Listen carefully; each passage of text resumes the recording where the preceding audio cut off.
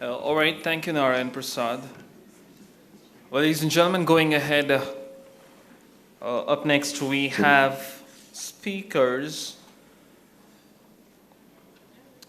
Yeah, well, we have the topic that's workforce analytics, something that really excites me personally.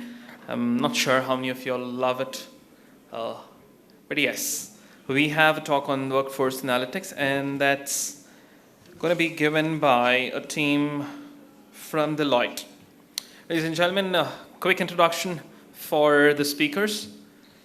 The very first speaker, she has 12 plus years of analytics project experience with 7 years in consulting, focusing on market mix modeling, campaign effectiveness, workforce analytics, customer segmentation, and price optimization. She has worked for various industries such as retail, telecom, healthcare, CPG, and FMCG. She specializes in data mining, advanced statistics, time series forecasting, and optimization solutions. Ladies and gentlemen, she is the manager at Deloitte. Please put your hands together for Kalyani Dacha. Along with her, the co-speaker, he has been working with Deloitte's advanced analytics and modeling practice for about 4 years and worked across different domains on marquee projects like HR analytics, claims modeling, lifestyle-based analytics, insurance analytics, market mix models, etc. Please put your hands together for Abhishek Kuppilli. All right. Okay. Hopefully, you'll take away something from the talk itself. And anyone from C-suite? Can you hear me? Not yet? Can you hear me?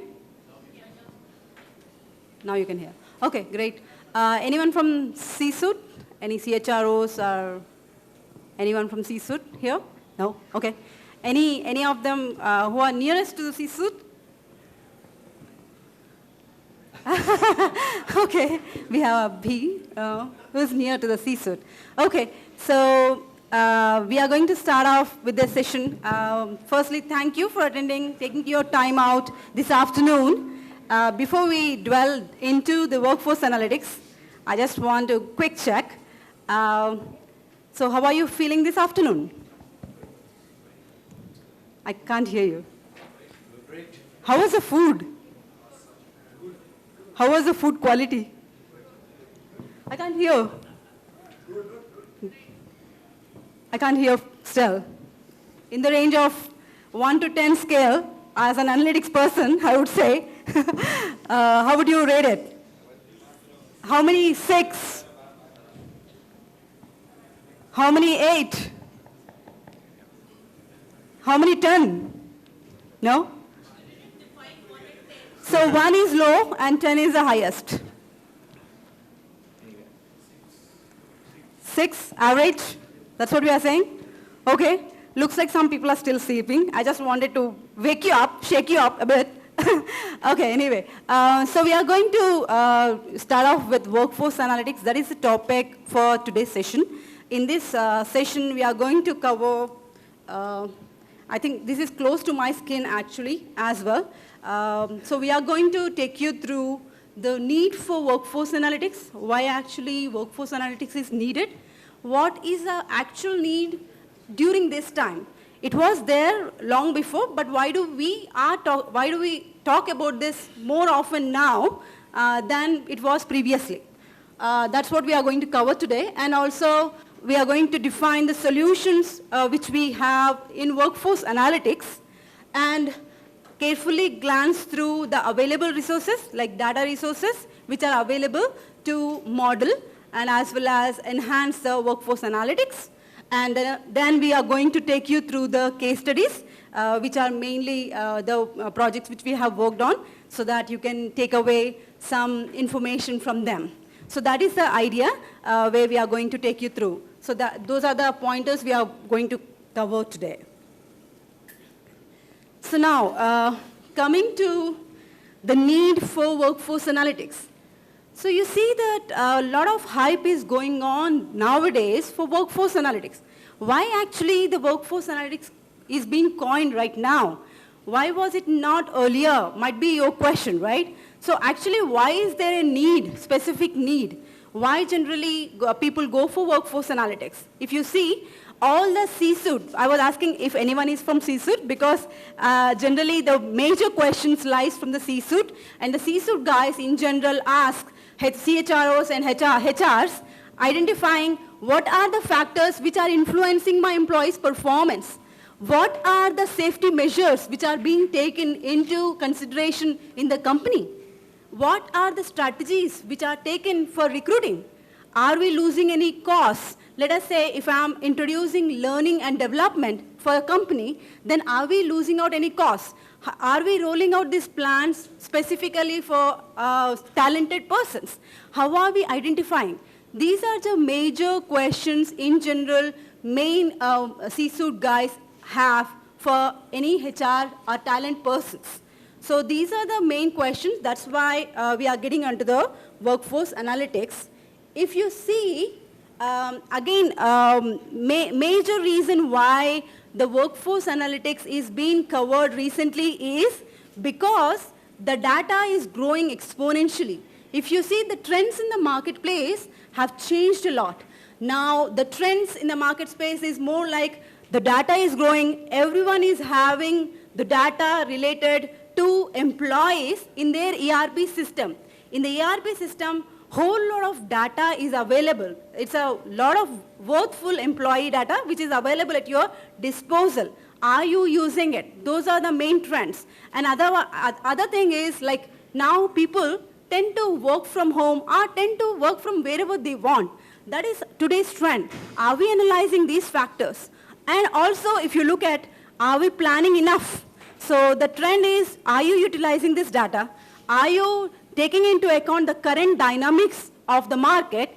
Are you seeing whether there is a demand or there is a supply for these employees in the market? If you're not looking at the market, then you're not going to survive, which is nothing but the competition. Because competition always would like to take away your top talent.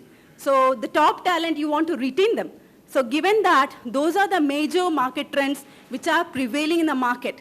So that's where you would like, as a company, you would like to utilize this tremendous data which you have at your disposal to analyze this and make sure you answer these questions and make sure you retain your top talent. Okay? So coming to the where does company stands? Now, one would like to know, in general, where does each company stand in terms of workforce analytics? Are they doing anything about the workforce analytics? Are they proactive? Are they reactive? Are they controlled? By this, what I mean is, in general, if they are reactive, that means they are coming up with the solutions then and there itself. They are going to derive only ad hoc reports. If they are generating ad hoc reports, we call it as a more reactive. So if the companies are in a reactive mode, that means they are not utilizing the data. They are utilizing this data only on an as-need basis. They are not taking into account beforehand. So that is nothing but a reactive mode. Whereas controlled mode is where the companies are actually creating the dashboard, visualizing these dashboards, and seeing what are the trends in the market, what are the trends in the organization, at what level do they need the talent, at what, let us say, business unit or region or various levels they need the talent. Those are nothing but your control factors. Whereas, if it is proactive, then that's where your advanced analytics comes into picture. You are taking into account the data from the ERP systems, then you are going into in-depth, deep dive on the data and creating your predictive models to analyze and make sure you are being proactive rather than reactive in the scenario. So you want to add? Yeah, just to add a point to Kalyani. I keep going back to one of the projects that I worked on, which we will later discuss as well. So this is on the retention piece itself. So talking about these three approaches in retention. So if, say for example, your top performer comes to you and puts in his resignation, and then you start to look to, sort of hold him back into the company. That is more sort of a reactive approach. You're waiting for him to put down his resignation. Whereas, say, for example, you are sort of maybe conducting some sort of employee engagements where you are maybe looking at top performers and conducting workshops to sort of engage them into the firm. That is more sort of a controlled approach where you are sort of engaging the employees back into the firm. You don't know who is at risk, but you are sort of looking at people you want to retain and targeting them. And a proactive approach is more like where you know that this person might be at risk because of certain characteristics. Maybe he takes a car lease, and then this year he stopped taking car lease. So there could be indicators which could imply that he might leave the firm. So this is more sort of a proactive approach where you could reach out to him before he thinks about or applies to other companies to sort of engage him back into the firm. So that's a quick example. We'll probably play a short video to take you through. Yeah, we'll play a short video, which is actually we have worked on one of the projects for Reliance, which was on retention analytics, and it is going to give a glimpse of what retention analytics is about. Can you play a video, please? Yeah.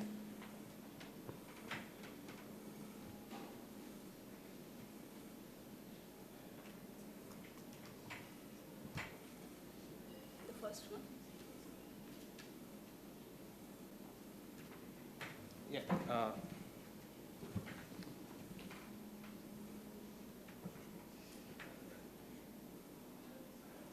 No, it's copied on the desktop.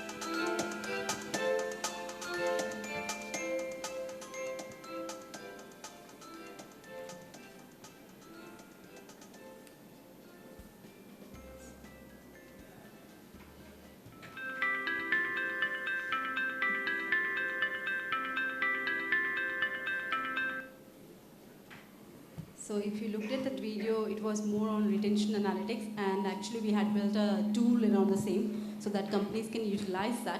So the whole idea was to see who are the successful employees and what are the factors which are influencing these employees. And actually Abhishek is going to talk more about that. I don't want to take away that from him. Moving on. So in terms of workforce analytics, now everybody might be having a question that what all things which we can do in workforce analytics. Deloitte has thought through it, and we have come up with 9 segments of it.